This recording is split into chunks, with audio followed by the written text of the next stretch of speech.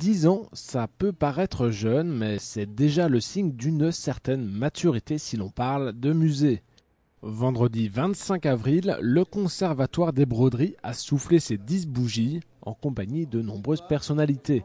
Parmi elles, la comédienne Marie-Christine Adam, une amoureuse des broderies.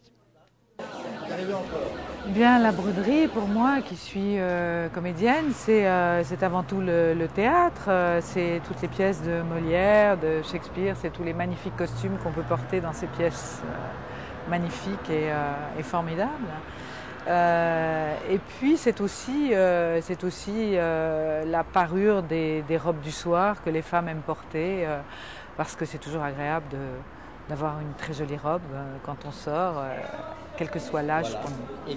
La visite du conservatoire a été menée avec passion par le maître bottier Raymond Massaro, celui qui a chaussé des stars comme Marlène Dietrich ou encore Johnny Hallyday, a même ramené dans ses valises une création originale initiée par la jeune directrice du conservatoire, Aude Rémy.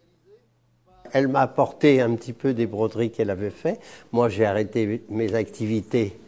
Il faut bien un jour s'arrêter. Donc, je lui ai fait ça pour apporter un petit peu au conservatoire les éléments et qu'elle ait un petit peu des choses brodées qui témoignent un peu de ce qu'on peut faire et de ce qu'on doit apporter. Parce que la broderie, elle est complémentaire pour la robe, mais elle est complémentaire aussi pour la chaussure.